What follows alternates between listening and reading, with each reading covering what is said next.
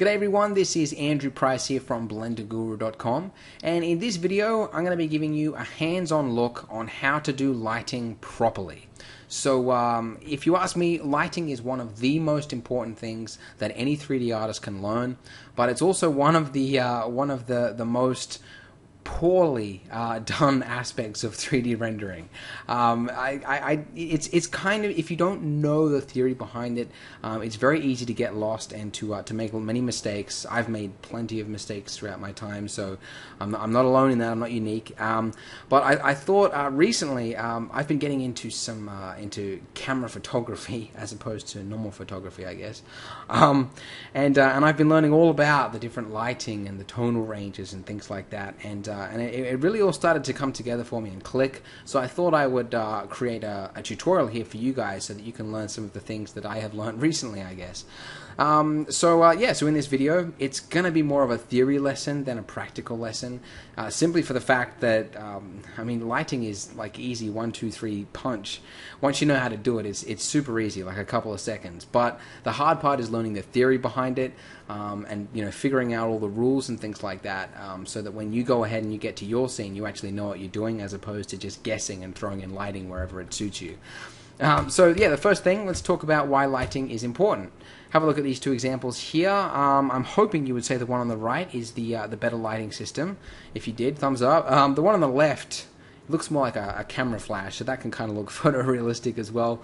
But lighting is important for the reasons I said at the beginning there. If you don't understand lighting, you're really shooting yourself in the foot and sort of hindering your progress or how far you can go in your career. So it can mean the difference between work looking good or work looking bad. It's really, really crucial for every artist to have a thorough understanding of it.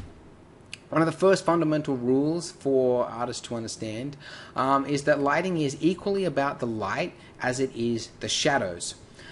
So most artists, I would say, don't really understand why shadows are necessary. So let me explain. If you don't have shadows, it's nearly impossible to tell the geometry of a scene. So for example, if I show you two examples here, you'll know what I'm talking about. You can see that with this with the example on the left, it's almost impossible to tell what it is that you're looking at, because it's purely lit. It's directly lit from the front and there aren't any shadows.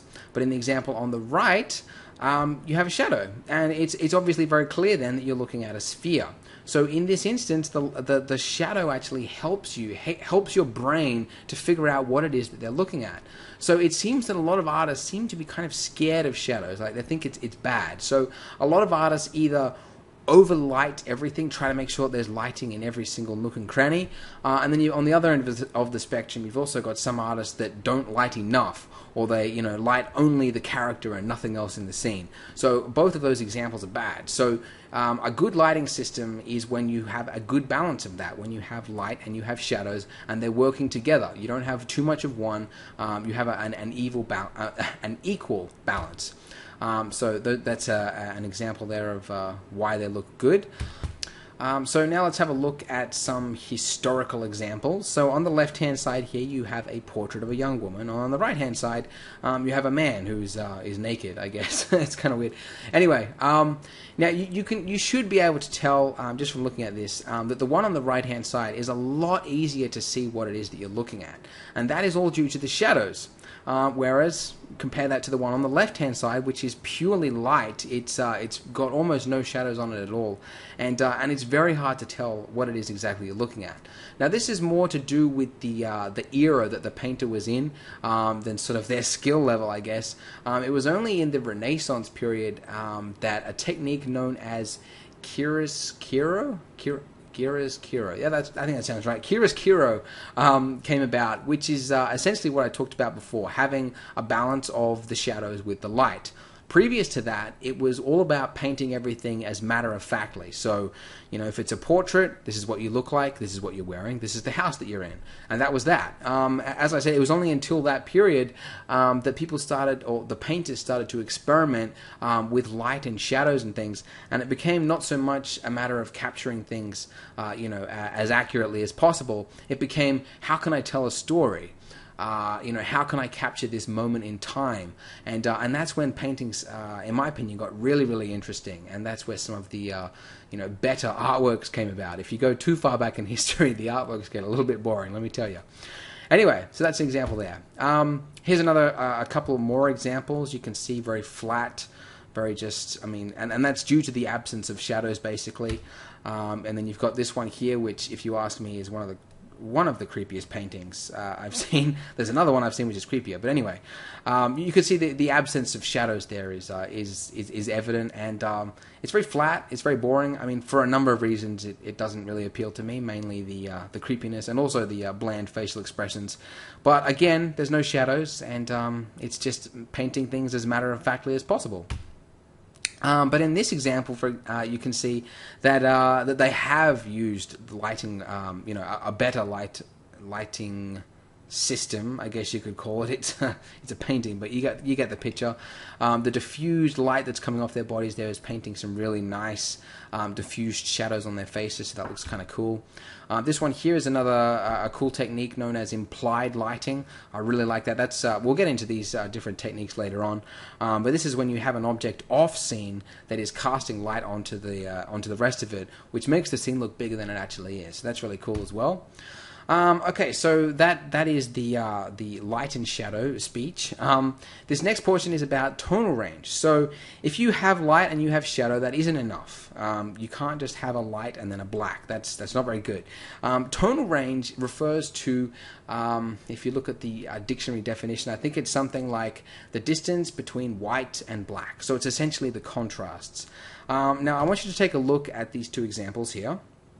You've got Sintel on the left, you've got Sintel on the right. Now in the left example, it looks harsher. The contrast is very, very harsh. So that is if you want to put it in an easy to understand term, it's the contrast of areas. But it's not just that. So in the example on the left, you can see that you have the shoulders, and the left-hand side of the image is really overlit, really overpowering, and parts of it are pure white. And that means you're not getting any information there, any detail, any of the texture. It's just pure white. You've lost all of that information. And then the same on the right-hand side of her body. You've got some dark shadows there. So in the area of the hair, it's completely pitch black, and so it doesn't work. And if you wanted to have a look at the highlight there for the left-hand one, you can see, sorry, not the highlight, the histogram, which is a technique that I'm sure photographers are familiar with. But that basically tells you the different levels for brightness and contrast. This is a tool in Blender, by the way, which I'll show you how to use later on. But you can see in that little window there, the top part is a highlight, and then the bottom part is the dark range. You can see that the ranges are all over the place. But in the right-hand side, it's a lot more even. You don't have harsh absolute whites. You can see in that little histogram there in the top right-hand corner, there's no area that's hitting the top or the complete bottom. I think you've got some area there that's hitting the bottom, but it's not too bad. So you can see that one of the images looks a lot more nicer and easier on the eyes than the other one does. So left, bad tonal range. Right, good tonal range. So anyway, let's go ahead and move on. That tonal range covered. So we've discussed light and shadows. We've discussed the tonal range. Now what I'm going to do is actually get into some of the lighting setup systems that you can use. So the one that is most common and most popular, and one that I'm sure you've all heard of before, I would be surprised if there is anybody that's watching this tutorial that has not heard of 3-point lighting before. It's mentioned everywhere. As soon as anybody talks about lighting, someone's bound to bring up the 3-point lighting system, and that's really because it's fundamentally it works. It's brilliant for almost every application. It works well. So if you're new to lighting and you don't really understand it yet, I would recommend just purely sticking to the 3-point lighting system. So for those people who don't understand or don't know what the 3-point lighting system is, I'm going to go ahead and just list what it is right here. It's three lights, duh. You've got the key light, which is the brightest light source, and that is usually placed at a 45-degree angle from the camera. That can be the left or the right-hand side, but it's usually on the left-hand side. And then on the other side, you have the fill light, and that is placed at a 90-degree angle opposite from the key light, and that is to adjust those tonal values to get rid of that harsh black shadow that would be cast from the key light. And then the final light is the rim light, and that sits in the background of the scene. And this is really important if you have a dark background, because if you don't use a rim light, then you're going to have that character that's it's going to blend into the background. Because I mean, the rim light, it casts just a really fine, soft light just around the edge of the character, just to separate it from the background there. So this is what it usually looks like in Blender, or any 3D software, I guess. You have a key light, again, 45-degree angle from the camera. If you can imagine the camera sort of like dead on to where that green line is. And then on the right-hand side, you've got the fill light. That's 90 degrees away from the key light. And then in the background there, you've got the rim light, and that's just casting some light from the back of the character, which is going to separate it from the background. Now, all three of those lights are almost as equally as important as each other. If you just use the key light, which is what a lot of people do, then it's going to look boring. Anyway, let's have a look at an example of how they all look. So this is with the key light only. That's what you start with. So that is probably, I think, what a lot of artists just start with, and then that's all they do. They don't bother with the rest of it, which is a mistake. So that is the key light, and that is the bright light source coming from a 45-degree angle from the top left-hand corner. The next light is the fill light, and what that's going to be doing is cleaning up those shadows. As I said before, you can see on the right-hand side of her face, in the key light image over here on the left, you've lost some of the detail. So the fill light, it fills in that area, hence the name. And then the final one is the rim light, and that is again the light from the back of the scene, which is casting light and just separating the character from the background. That's usually important for dark backgrounds. If you have a light background, not so much, but still I try to use it wherever possible. Now, by themselves, those three renders don't work. The closest one would have to be the key light, but as I said before, it's still not good because you've lost detail in the shadows. It's only when you combine all three of them together that it actually comes together and it starts to look good. So this is an example. I've used the model from Ben Danzy. If you want to grab that, you can get it off BlendSwap. But anyway, that's how the 3-point lighting system should look when it's used effectively and properly. Now, this is a random factoid that I thought was really interesting. In a survey of over 200 paintings taken from the Louvre, the Prado, and the Norton Simon museums, more than 75% were lit from the top left. That's really interesting. That is fascinating to me. That shows that people throughout history understood lighting, the 3-point lighting system. It's, I mean, it doesn't mention the 3-point lighting system there, but it's, I mean, it's evident in all the examples that I gave you just before. So it's really interesting that people understood these different rules about lighting. They didn't have tutorials, they didn't have books to read, they just had to figure it out for themselves. And in this book, The Universal Principles of Design, it's a great book, by the way. I recommend you give it a read if you haven't heard of it. It's great. But in the book, it talks about how the human mind actually has a bias towards top-down lighting. And it goes on to talk about why that is, and it's basically because we live on Earth and we have a sun, and the sun is in the sky, which is above us. So we're used to seeing things which are lit from above. And it's kind of interesting. It said that if Earth was in a different solar system and we had, for example, 2 suns, then we would probably have a different bias. We might prefer lighting which has, brightness coming from the sides or something like that. So it's really, really interesting. So that's sort of like the theory as to why we like things that are lit from above.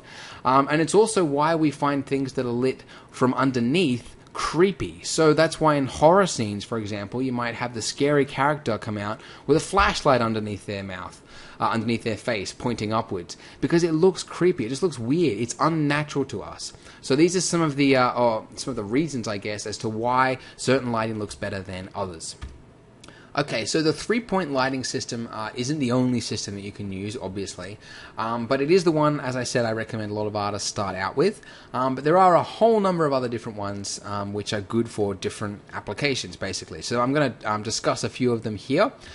So a really cool one of my favorites, is the implied lighting technique. And the example sets it so beautifully. It's basically when you've got an object off camera which is casting a shadow into the scene. So that could be a tree, that could be a character holding a knife or something like that. But it's really, really good for storytelling, for one, and for also expanding the scene. So if you have like an architectural render and you've got a shadow from a tree that's being cast onto it, it makes the scene look bigger than it actually is, because when the viewer is looking at that, they're actually visualizing and imagining something which is sort of expanding what they're imagining in their mind, basically. So it's really, really cool lighting technique. It's not applicable for all examples, obviously, but it can be really effective. And again, if you're trying to tell a story, it's great. I mean, with this example, I mean, I love it. It's not an animation. You don't need anything to tell the story. It's crystal clear what's going on, and that's just from the shadows. It's absolutely brilliant. So that's the implied lighting technique. Another one is backlighting, in this example that I showed you earlier, and that is when the light source is coming from behind, essentially. And that works because it's casting, basically the light is coming from the back and it's bouncing off objects, and then it's then casting a diffused light over everything else. So this can create a kind of soft, intimate type feel to the image. So that's another lighting system that you might want to use in different applications. And the other one is a silhouette lighting technique. And this is, I guess it's kind of a bad example, but usually it's, I mean, the name pretty much says it all. It's when you've got something in the background which is so bright that it's a lot of the tonal range is lost, really, in the character or the objects that are in the front, and it becomes like a silhouette. So that's used in a lot of movies. If you've got, I don't know, in like a horror movie, you've got a character that's standing in a doorway holding a knife. You don't need to see their face. You don't need to see anything. You can just see the figure, and that is enough for you to figure out what's happening. And it can be very effective for those different things. Strong storytelling, and again, for different types of moods you want to portray, you can use those. Another one is the NonKey Lighting system, and this is essentially when you've got lighting which is anything that isn't the key light. Usually using bounce lighting. In this example, you can see right here, the main light source is really off the camera or in the background there, but it's casting a nice bounce and sort of translucent lighting from the leaves and whatever else. This is kind of also using the implied lighting technique as well, because you're sort of imagining where the setting is, even though you can't really see it. But you can see it's creating a nice soft light over this lady that's lying down in the grass there. Even though it looks like she could also be dead, seeing as there's like a hatchet next to her, which is kind of freaky. But I guess the name being Siesta, I guess she's having a nap. But anyway, that can create a nice cool effect if that's what you're going for. So again, you have to think about these things and figure out if this lighting system is applicable for your scene, then you can use that. But again, you have to know what you're doing, otherwise you can just mess it up. Anyway, moving on.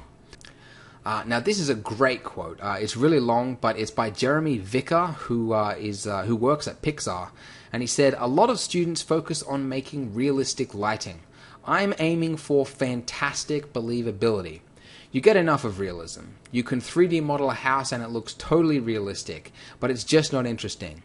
So add something with character, with style. Make something that's better than reality. Make a world that people desire to go to."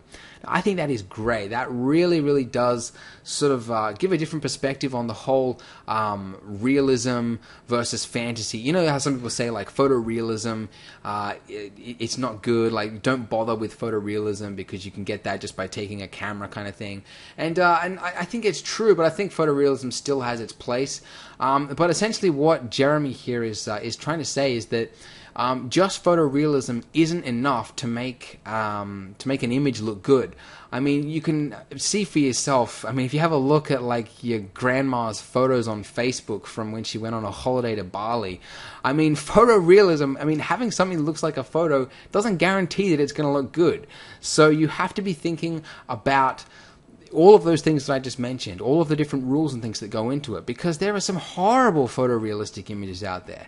I mean, it's photorealistic, but I mean, so what? You didn't give any thought into how it is going to be looking good. How is it going to be desirable to the person that's looking at it? So, I mean, if you want to make a technical demo, sure, focus on photorealism. But you also, I mean, for everybody else, really, you should be aiming for that fantastic believability. Not just for lighting, but for pretty much everything you're making. So, that's a great quote I thought I would include there. Alright, so these are a few more examples of different lighting techniques out there. This one is, I mean, I guess they're all kind of a mix of different lighting techniques I've already mentioned, but this is, I guess, the backlighting. So it's using a lot of bounce lighting, and it's creating some nice soft diffused lighting on all the faces in there. This one is, I think, kind of a mix of the three-point lighting system along with a silhouette lighting. So you can see that the sun is, I guess, on the left-hand side of where the camera is, so it's casting a nice orange sort of sunset onto the tree, but it's also against a very bright sky, so that in turn is making a silhouette of the trees as well. And then this one here is backlighting as well. You've got some, I think the colors on this one are really nice.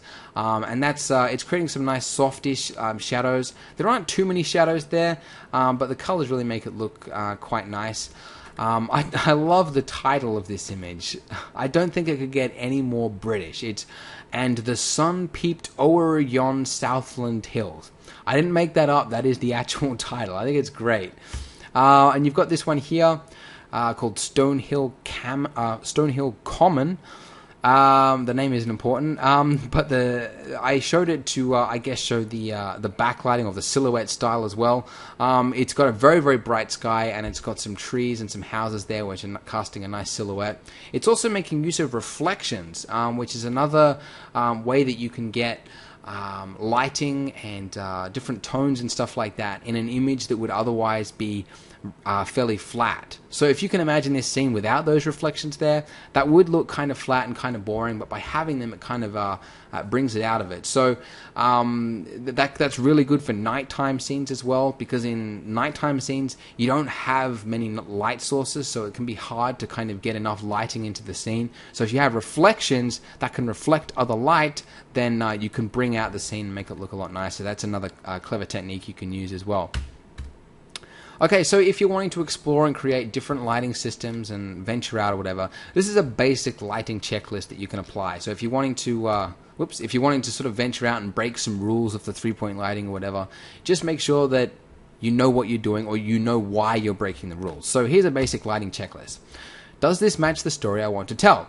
So pretty basic there. Think about the mood, what it is you're actually trying to tell with this image, and you should have a story. You should have a point to an image, by the way. Don't just, you know, this is an image of a couch. Well, so what? I mean, you know, how is the viewer supposed to feel when they're looking at it? Then from that, you can start thinking about what different lighting systems would work well for that image. Another one, can I easily see the geometry of all the objects? So is it very easy to tell what it is, or do you have a sphere that looks like a circle? I mean, you have to be able to see some shadow in the object so you can tell what it is that you're looking at, basically. And then the third step for that, straight after the last one, is does it have a good tonal range? So if you've got some areas in it that have too much shadow, so it's completely black, or if the main key light is so bright that you've got some highlights there that are pure white, then you need to fix that. So you need to make sure you've got a nice tonal range and you don't have too much extremes. And then the fourth one, are the objects and background easily separated from each other? So this is very important. I think it's probably one of the, like, I didn't understand it for a really long time, like what the importance of a rim light is, but now I do. If you don't have a rim light, you just have the object that blends into the background, and it can just instantly kill a render. So if you have a dark-ish background, or even like a mid-tone background, you have to make sure that the object, the subject, the focus of the image, has some rim light on it so that it's easy to tell the subject from the background. So I can't stress that enough. Make sure that you pay attention to that, because I didn't for a very, very long time, and now I can see the mistake. Okay, demo time! Yay! Finally, we can go ahead and get into Blender. So we're going to be creating a three-point lighting system, and we are going to be using this example, this still life bowl of fruit here. So the first step in the 3-point lighting system is, of course, the key light. So for those of you who are listening and can remember, sorry, that's starting to sound a little bit like a teacher, but the key light is a light which sits at a 45-degree angle from the camera. So this is our camera right here, sitting directly in front of our fruit bowl. So 45 degrees is in the left-hand side direction, and we also want it to be at the top here. So you can use a number of different objects to cast light when you're using the cycles renderer here. So traditionally in the normal, if you're using the Blender render engine, if you wanted to add a light, you would have to use one of these lamps here. Now you can still use these lights in cycles. There's nothing wrong with that. Now the difference between using one of these lights and using one of these meshes right here is that the lamp is going to produce a sort of a single point light, which is going to give you a lot less control over the shadows and the appearance of that light in the reflection of things. So in regards to the shadows, if you can sort of picture, like if you had a light bulb and then the shadows that light bulb would produce if you held your hand in front of it, and then if you put that light bulb behind a sort of a frosted shower curtain, and then had a look at the shadow of your hand, then you can imagine the softer looking shadows that you would have, and the reason for that is that there is a greater surface area now that the light is now passing through, and now that surface area is essentially becoming the light source and is creating the softer shadows. So that is essentially what using one of these meshes here will allow you to do, in particular the plane. So whenever I'm doing a lighting system in cycles, I'm normally using planes. And that's really, it's closest also to studio lighting setups. Photographers use lights inside, basically a frosted umbrella type coating, and then that, again, sort of casts softer looking lights, softer looking shadows across the scene. Okay, so I've added in my plane and it's now positioned at my bowl there. So I want to now position this to be behind the camera, obviously, like out of the way, and I want it to be at a 45-degree angle to my bowl there.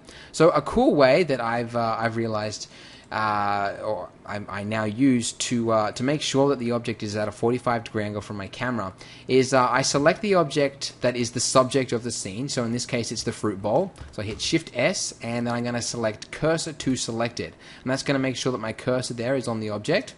And then if I select my lamp here, and then I go down here to the pivot point, if I select 3D cursor, I can now rotate that lamp there according to that 3D cursor. And now if I hold down Control, I can move it in 5-degree increments. And if you look in the bottom left-hand corner of my screen there, you can see it says rotation 45. So that means that it is now at a 45-degree angle to my fruit bowl. So now I need to raise it up from where it is, and I'm going to move this back to be the bounding box center. That's alright.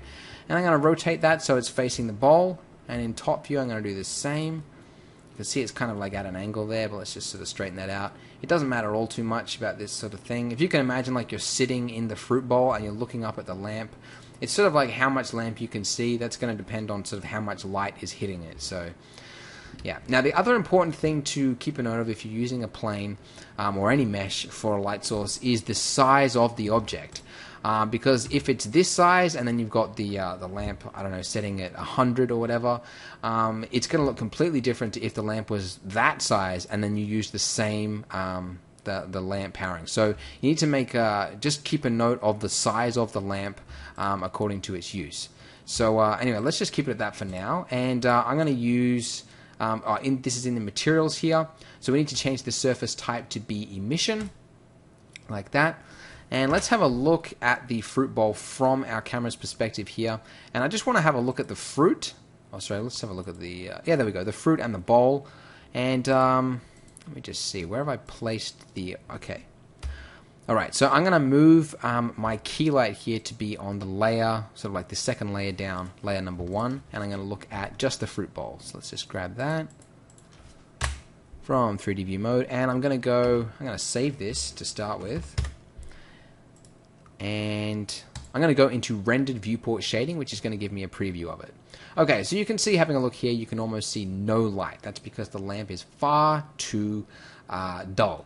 So you can do two things to increase the light source, and that is, as I said before, increase the size of that plane. You can see that it's now casting a lot more light into the scene.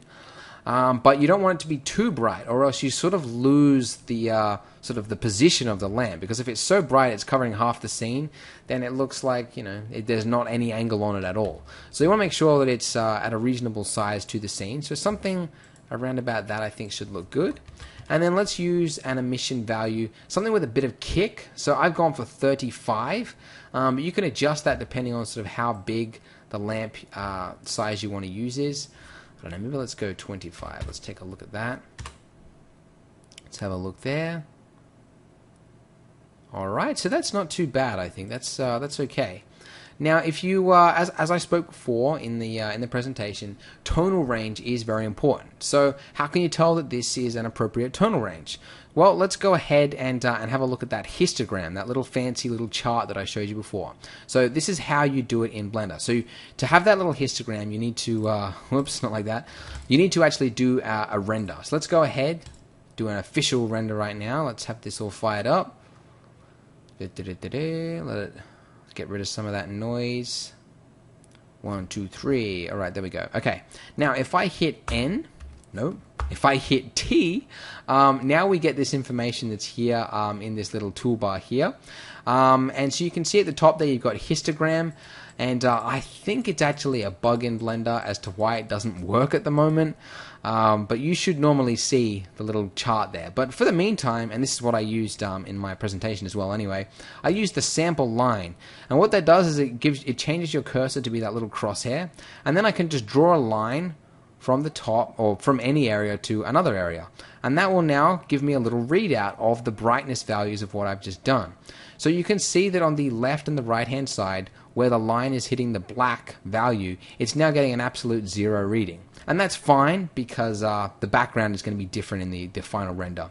But you can see in the around this part here in the middle, I've got an area which is hitting the top bar. Now you don't really want too much white area hitting the top. If you've got a little bit, that's okay. And in some instances, having a lot of white there would be suitable, like if you had a white background, for example, or another type of scene like that. But generally, as a sort of a rule of thumb, you can use this chart here to tell if an area is too bright. So let's take a look at this apple over here. Okay, that's not too bad. And if you just sort of move this around, you can also just have a look at it in real time. It's one of the cool things about Blender is you can adjust things and see all the different settings in real time, which is kind of cool.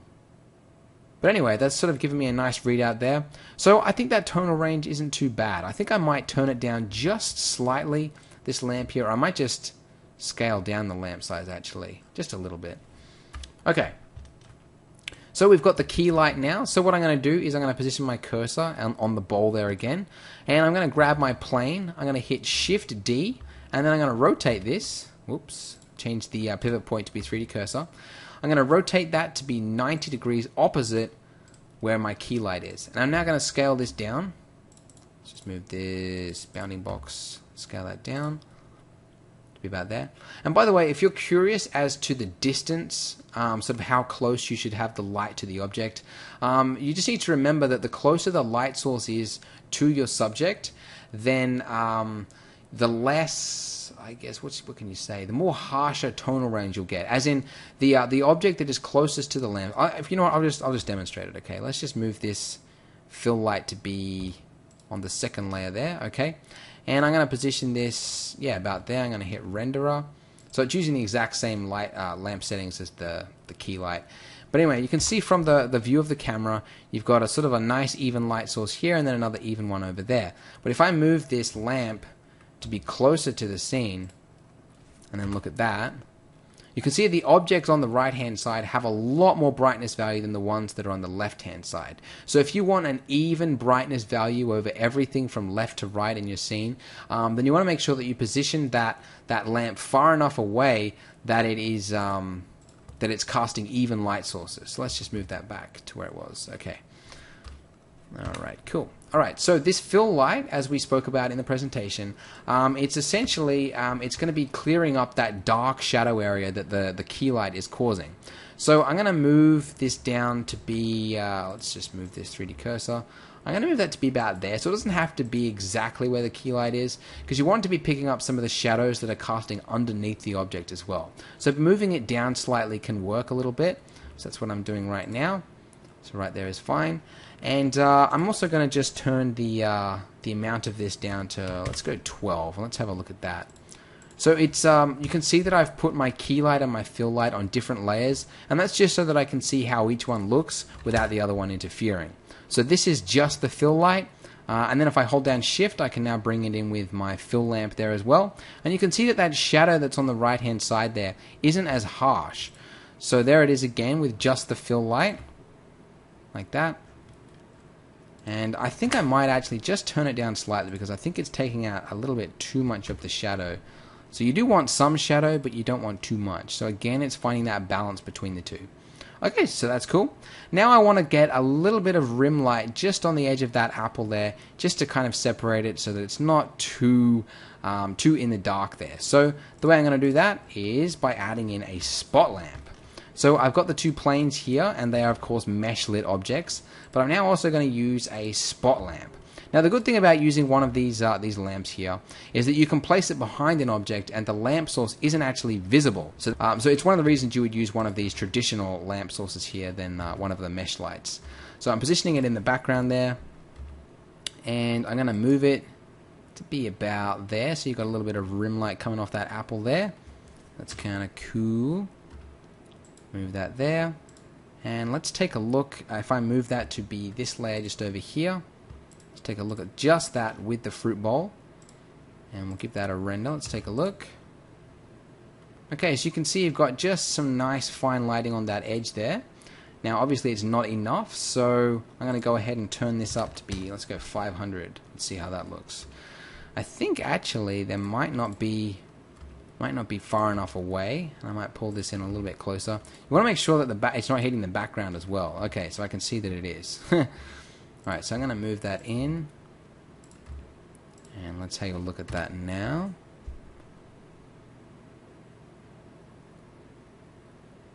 Okay, so it's trying to do a render. There we go. Okay, so it's picking up some of the tablecloth there as well, which I tried to avoid in my final render. So I'll just I'll try and move that now. This is one of the good things about using a spot lamp. You can use a point lamp, but in this instance it was casting a light all the way over here on this silk cloth. So I used a spot lamp so that I could separate, so that I could cast it, sort of point it in the direction that I wanted to. So that's one of the good uses for that. Let's just turn that off. Let's have a look at it from the rendered view. Okay, so it's 500, which is, I mean, it's quite a lot. It's quite a powerful lamp, I guess, but it's not too bad. The size of this, by the way, that size value there wasn't normally in the normal version of Blender, but this size value will create either, it'll allow you to adjust the size of the shadow, like a diffused shadow or a harsh shadow. So having it there set to 0, you can see that that shadow line is a lot harsher. Then if I set that to be 1, you can see that the shadow line is a lot softer. So you do still have some control over how much diffuse you get from a lamp, but obviously I think you do get a lot more control from a mesh, because you can then also, you know, change how it's reflected, or how it looks in reflections and things like that. But that's sort of an idea of how you can use a rim light there. So that pretty much does it. So if I now go ahead, throw in all of my objects here, I'm going to give that a render, and let's have a look at how it looks. Okay, and there we go. So as you can see from the finished render, you've got a nice blend of the highlights with the shadows there that are helping you to see the geometry of things.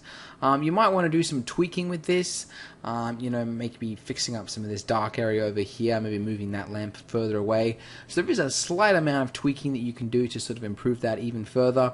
But the basics of it are covered, and that's basically that. And if you want to have a look at the tonal range, if you use that sample line there, we can just drag that through our scene, and you can see that you've now got a nice mix of, you almost get the black there in that silk there on the left hand side, but it's not quite, so that's fine. And you almost get some highlights that reach the top, but not quite as well. So in my opinion, I think that's a fairly good tonal range, and that's it. That is the 3-point lighting system in a nutshell. So I hope you enjoyed this tutorial and theory lesson, I guess, on lighting. So I tried to cover as many different lighting systems and styles as there is.